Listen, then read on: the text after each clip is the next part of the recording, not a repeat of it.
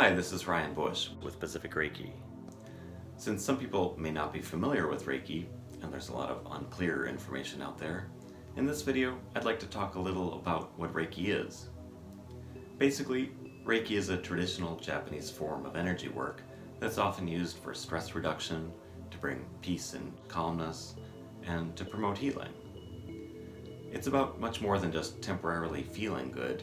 Reiki is an overall set of tools for transforming ourselves by bringing all parts of our body, mind, and energy into balance, helping us become more resilient, connect with our whole selves, and making awakening experiences more possible. Before I talk about how we work with energy in Reiki, it may help to say a little about the overall concept of energy. Like many traditions from around the world, the system of Reiki says that everything is fundamentally made of energy.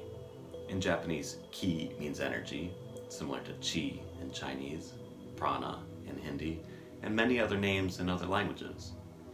It might sound counterintuitive to say that everything is made of energy, but physics agrees, saying that at the subatomic level, even the most solid-seeming things are basically fields of energy.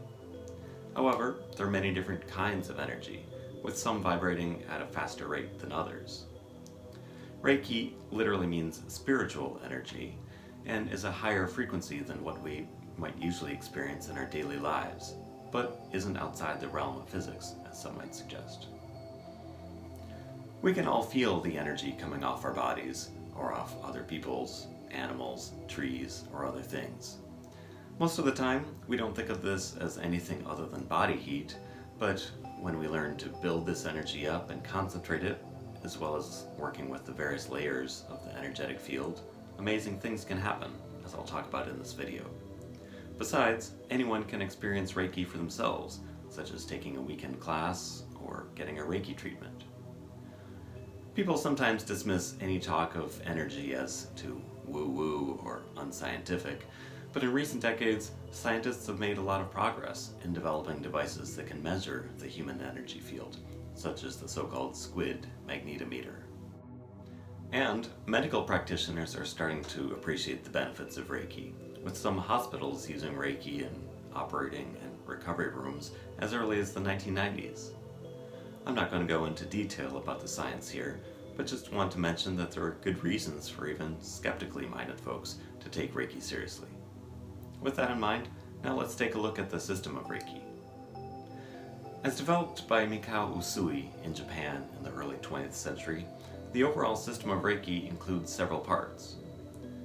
Developing spiritual and mental focus, such as by working with what are called the Reiki Precepts. Meditations and techniques. Attunements, or the reiju as it's called in Reiki. Mantras and symbols. And sharing energy, whether it's with ourselves or others, and that's sometimes called hands-on healing. In this video, I won't go into a huge amount of detail about the system of Reiki, but I'll give a brief overview. In one way or another, all parts of the system can help bring ourselves into more harmony and balance and connect with our whole selves. First, let's look at developing spiritual and mental focus. One of the main ways of developing focus is by concentrating on the Reiki Precepts.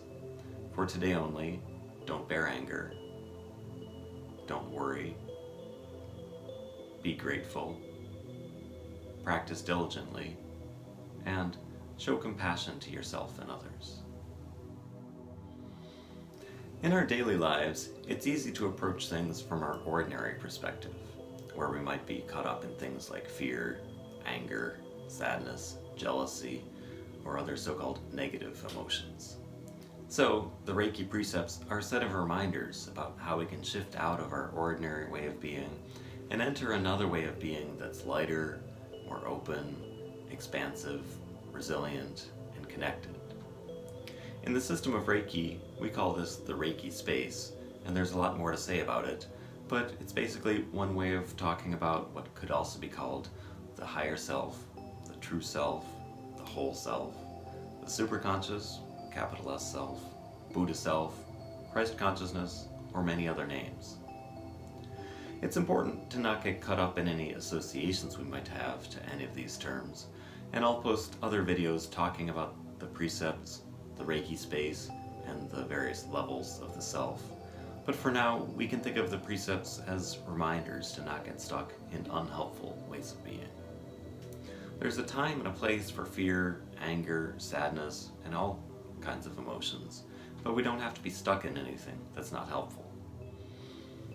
The second part of the system of Reiki are the meditations and techniques.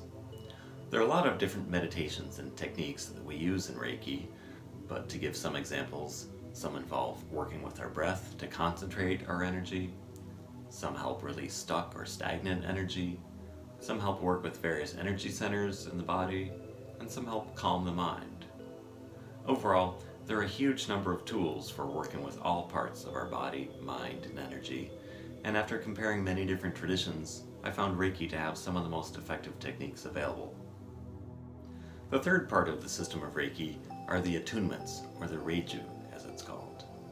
Basically, attunements are how a Reiki teacher gives an infusion of energy to students during classes, workshops, and other gatherings, and helps open various energy channels, such as in the hands, at the various energy centers, and at the crown of the head. This helps train their energetic field to resonate in the ways that are needed to practice Reiki, and makes it easier for them to grow their energy. In some ways, this is similar to energy sharing that's done in other traditions, for example the Shaktipat transmission from Hinduism, the opening process in Subud, and initiations in various other traditions. However, it's a safe and gentle process, and is compatible with all faiths, philosophies, and worldviews. The fourth part of the system of Reiki are the mantras and symbols.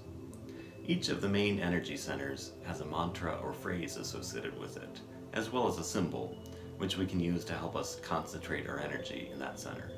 So, there's a mantra and symbol associated with the belly, or the hara as it's called in Reiki, another mantra and symbol associated with the heart, another associated with the head, and another with the space above the head. Whatever area we want to focus on, we can repeat the mantra and or visualize the symbol, as well as using our hands, our breath, and our attention to further concentrate our energy. The final part of the system of Reiki is sharing energy, whether with ourselves or with others. This is the element that's most commonly associated with Reiki, and includes any time we enter the highly energized state known as the Reiki space, whether we share energy with ourselves or with others, and whether our hands are directly touching the body, slightly off the body, or done at a distance. Some people may not feel comfortable with direct hands-on treatment, so it's important to keep in mind that Reiki can be done very effectively without any direct physical contact. During a Reiki session, we start by raising our energy to enter that highly energized state. We calm our minds, breathe deeply, and open as fully as we can. If we're giving Reiki to ourselves, we could start by concentrating our energy wherever it feels the strongest, and then share that energy to other parts of our body by using our hands, breath, and our attention to concentrate the energy. It's a lot like lighting a candle in one of our energy centers, and then using that to light up our other energy centers. If we're sharing Reiki with someone else, we could use a similar method to share energy with them. The more open the recipient is, the more effective the session will be, because when we tense up or don't feel relaxed fully, the body makes a kind of energetic shield that prevents the free flow of energy.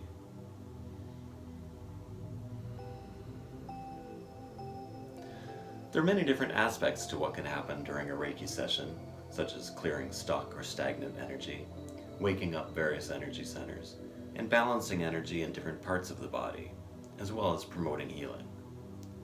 During a Reiki treatment, the person receiving Reiki may feel warmth, calmness, and peace. Some people might see images, colors, or lights when their eyes are closed, but whatever we experience is totally fine, even if we don't feel anything at all different. We generally recommend that people just be open to receiving whatever comes, without judging it or expecting anything. It all will happen exactly as it needs to. The great thing is, we can share energy with anyone and anything, with people, animals, trees, or anything. We can even do remote sessions with people who aren't in the same place, which I might not have believed in if I hadn't experienced it myself, but I can attest that it works if we are open enough. Overall, the practice of Reiki can help in many different ways. For one thing, it can help relieve stress, whether we give Reiki to ourselves, get a Reiki treatment from someone else, or use other tools like the Reiki Precepts or meditations.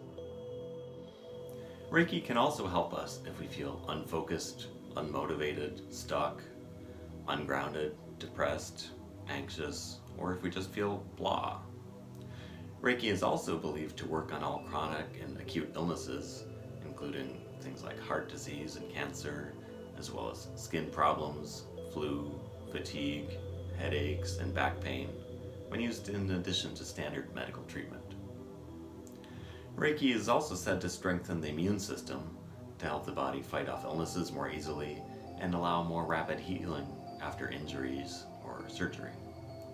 Some issues may be able to be dealt with immediately, while others might take longer and need more repeated sessions. In general, Reiki can help us clear any ways that our energy is weak, blocked, stagnant, or unbalanced. Many of us have forgotten what it's like for our energy to flow smoothly, but our energy can be like a strong river flowing down a mountainside, rather than just a tiny trickle or a stagnant pool. Reiki can also help us realize more fully who we are, what is really possible, and how to clear whatever is stuck and blocked in our lives. For me, Reiki feels like stepping out into the sun after being cooped up inside for too long, or like taking off a heavy blanket that we've been stuck under for too long, or like cleaning a window that has gotten so covered up with dirt that I didn't even remember that it was there. When we learn to dissolve the energetic walls that many of us keep around ourselves, we feel more connected to everyone and everything. We feel part of a vast, interpenetrating sea of energy, rather than just feeling like a tiny, isolated speck cut off from all the rest of existence. The more deeply we connect with Reiki, the more our lives will be transformed, and the more progress we can make in our personal journey. It's powerful to know that we don't have to remain stuck in whatever might not be helping us. If we're stressed out, feeling down, distracted, upset, in pain, or in many other kinds of suboptimal ways of being, Reiki can help a lot. Instead of constantly getting blown off course, we can quickly calm ourselves, center and ground ourselves, and get back on track so we can do the important things that we came here to do. In many different ways, Reiki can help us connect with our whole self, such as by having daily reminders that there is a more balanced way of being that we call the Reiki space, and practical tools and techniques to help us enter that state, as well as by making it easier to experience awakening, also known as Satori, illumination, transcendence, connecting with the great bright light, and many other names. No matter what faith, philosophy, or worldview anyone might have, or what challenges we might face at any part of our body, mind, and energy, Reiki can help. We have all the tools we need, we just have to use them. If anyone has any thoughts or questions, please let me know. Peace, love, and blessings.